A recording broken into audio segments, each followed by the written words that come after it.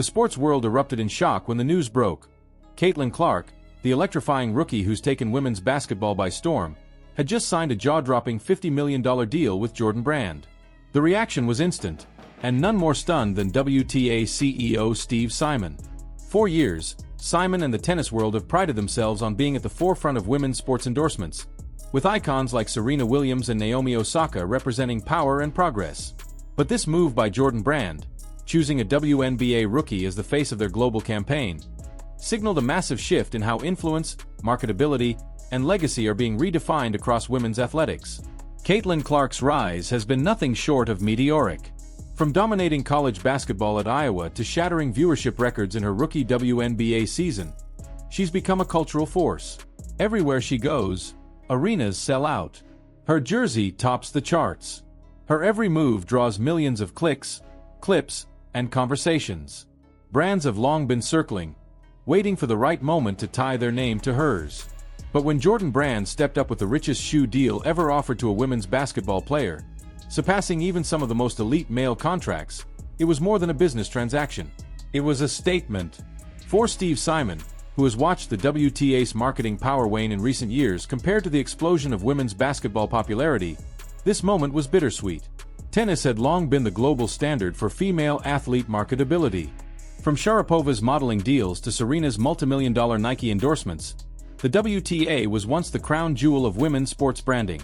Yet here was Caitlin Clark, just months into her pro career, commanding a deal bigger than many tennis legends ever saw. Simon wasn't angry. He was amazed. The tides were turning, and women's basketball was now setting the pace. The Jordan Brand, known for its exclusivity and legacy of greatness, hadn't just signed another athlete, it had crowned a new era. The same label that built empires around Michael Jordan, cemented icons like Russell Westbrook, and turned Zion Williamson into a global name was now betting big on a woman who'd yet to finish her first WNBA season. Internally, the brand's executives reportedly viewed Clark not just as a player, but as a phenomenon, a bridge between traditional sports audiences and a new generation raised on viral highlights, authenticity, and charisma.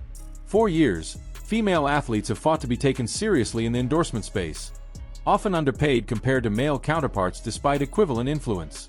Caitlin Clark shattered that imbalance with one deal. $50 million wasn't just a payday, it was validation that a woman in the WNBA could be the centerpiece of a billion-dollar marketing campaign. Her signature shoe line, already rumored to be in the works, was projected to rival the sales of some NBA stars. For Jordan Brand, it was a historic investment in the future of women's sports. For everyone else, it was a wake-up call. The ripple effects were immediate. WNBA players flooded social media with congratulations, but also curiosity. How would this reshape the business side of the league? Would Nike and Adidas respond by raising their own offers to top players like Aya Wilson, Breanna Stewart, or Sabrina Ionescu? Suddenly, the playing field of endorsements looked wide open. But for Steve Simon and the tennis establishment, this deal hit differently. Women's tennis had always been the gold standard for visibility and sponsorship. Now that dominance was being challenged, not by another individual star, but by an entire league on the rise. Simon's surprise wasn't rooted in resentment, but in recognition. The world was changing fast. The younger audience that once filled tennis stadiums was now tuning into fever games, following Clark's every move, and buying her merchandise in record numbers. The crossover appeal she brought was the kind of cultural power tennis hadn't seen since Serena's prime. And for a sport struggling to connect with Gen Z and younger millennials, this Jordan deal underscored a hard truth. Basketball, not tennis, was where the momentum was heading. Caitlin Clark's appeal lies not just in her talent, but in her relatability. She doesn't act like a polished superstar, she competes like a street legend with something to prove. Her fiery competitiveness, her deep three-pointers, and her humble but confident demeanor have built her a following that transcends sports. For Jordan Brand, this was lightning in a bottle, a perfect blend of legacy and modernity. The company saw what millions already did, that Clark wasn't just an athlete, but a movement. The announcement event was everything you'd expect from a global rollout. Slick visuals, cinematic lighting, and a tagline that sent chills down the spine. Be legendary. Again, Caitlin stood front and center, wearing her new Jordan gear, not just as a player, but as the heir to a legacy that defined greatness. For fans who grew up idolizing Michael Jordan, Seeing Clark in that spotlight was symbolic. It wasn't about replacing anyone. It was about expanding what the Jordan legacy could mean.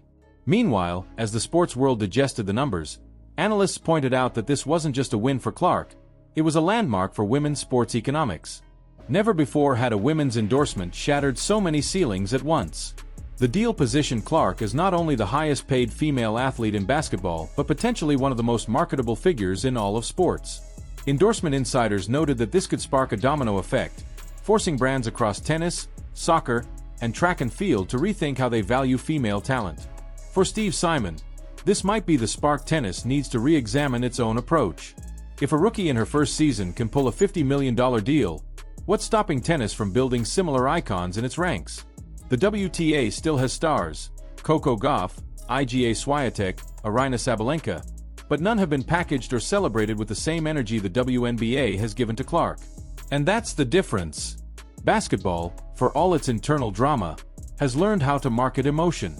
It sells rivalries, intensity, and authenticity. Tennis, meanwhile, has stayed elegant. Sometimes too elegant for an audience raised on immediacy. As for Caitlin Clark, this moment might mark the beginning of her transformation from player to icon. The Jordan deal cements her as more than a basketball figure.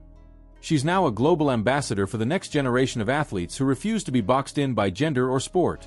She's in commercials, campaigns, and pop culture conversations once reserved for male superstars. Every step she takes now reshapes expectations for what women's sports can achieve. In the end, the look on Steve Simon's face wasn't disappointment, it was realization. A new frontier had opened, and Caitlin Clark was leading the charge. Jordan Brand had just redrawn the lines of power, and for once, those lines pointed directly toward women's basketball.